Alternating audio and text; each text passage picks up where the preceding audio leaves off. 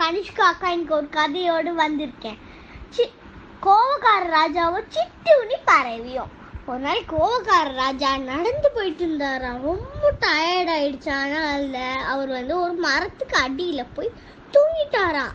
அப்புறம் அவர் அசந்து தூங்கிட்டாராம். அப்புறம் ஒரு சிட்டுனி பறவை மரத்துக்கு மேல இருந்து பழங்களை சாப்பிட்டுட்டு ராஜா மேல கொட்டைய போட்டுட்டு சந்தோஷமா இருக்குது.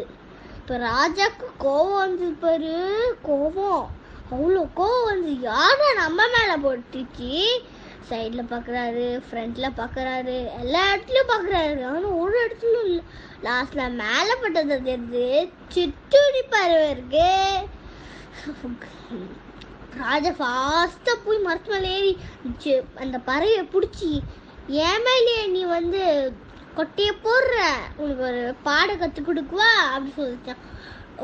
அதுக்கு அவருக்கு பக்கத்துல ஒரு சேத்து இருந்துதான். அது சேத்து மேல சிட்டுனி பறவையை வீசிட்டாராம். சிட்டுனி பறவை கோவக்கார ராஜா என்ன கேட்டாரா, சிட்டுனி பறவை சிட்டுனி சிட்டுனி செத்தாயோ அப்படி கேட்டாரு. நாயே ராஜா சாவணும், பழம் சாப்பிட்டு உங்க மேலேயே கட்டிய போட்டு இப்ப சேத்து மேல விளாடிட்டு இருக்கேன் ராஜா அப்படி சொல்லிச்சான்.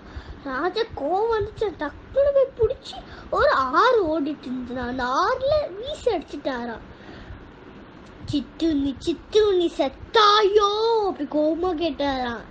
நம்ம சிட்டுனி பறவை என்ன சொல்லிச்சா, நாயே ராஜா சாவணும், பழம் சாப்பிட்டு உங்க மேலே கொட்டைய போட்டு சேத்து மேல விளாடிட்டு இப்ப ஆறுல கழுவிட்டு இருக்கேன் ராஜா அப்படி சொல்லிச்சான். ராஜா கோவம் வந்துச்சான். புடிச்சு நீ இப்படியா பண்ற, ஒரு சின்ன ஆறுல தூக்கி வீசிட்டாராம். சிட்டுனி சிட்டுனி செத்தாயோ கோவமா கிட்டாரா. நாயே ராஜா சாவணும், பழம் சாப்பிட்டுட்டு உங்க மேலே கொட்டைய போட்டுட்டு சேத்து மேல விளாடிட்டு ஆறுல கழுவிட்டு சின்ன ஆறுல குளிச்சுட்டு இருக்கேன் ராஜா அப்படி சொல்லிச்சான். ராஜாக்கு கோவம் வந்துச்சான்.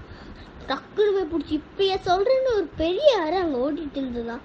டக்குனு அதுல வீசிட்டாராம்.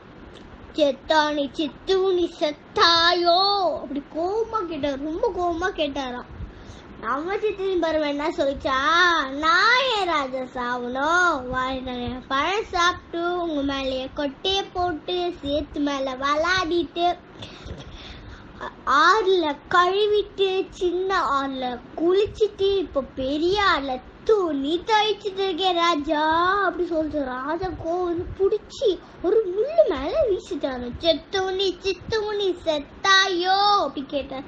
நாயே ராஜா சாவணும், பழம் சாப்பிட்டேன் உங்க மேல கொட்டையை போட்டேன் சேத்து மேல விளாடுனேன் ஆறுல கழுவின சின்ன ஆறுல குளிச்சேன் பெரிய ஆறுல துணி துவைச்சேன் இப்ப முள்ளு மேல துணி காய வச்சிட்டு இருக்கேன் ராஜா அப்படி சொல்லிச்சோம்.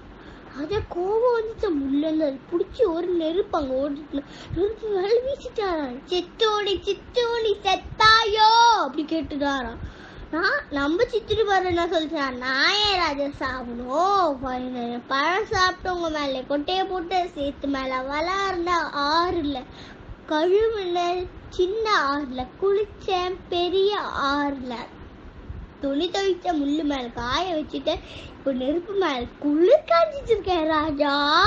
நான் ரொம்ப கோவம் வந்துச்சு. அந்த பறவையை பிடிச்சி ஒரு மூச்சே விடாம ஒரு பாக்ஸ்ல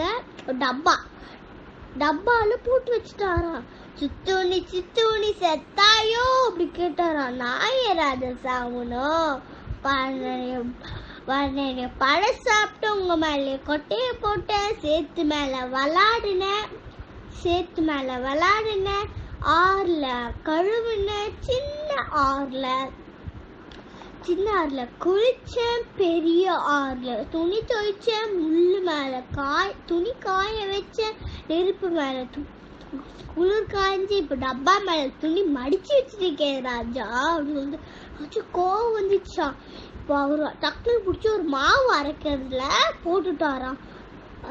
சித்துணி சித்துணி செத்தாயோ அப்படி கேட்டா. நம்ம சித்துன்னு பாரு என்ன சொல்லிச்சான், நாயே ராஜா சாவணும், பழம் சாப்பிட்டு உங்க மேலே கொட்டைய போட்ட சேத்து மேல விளாடுன ஆறுல கழுவின சின்ன ஆறுல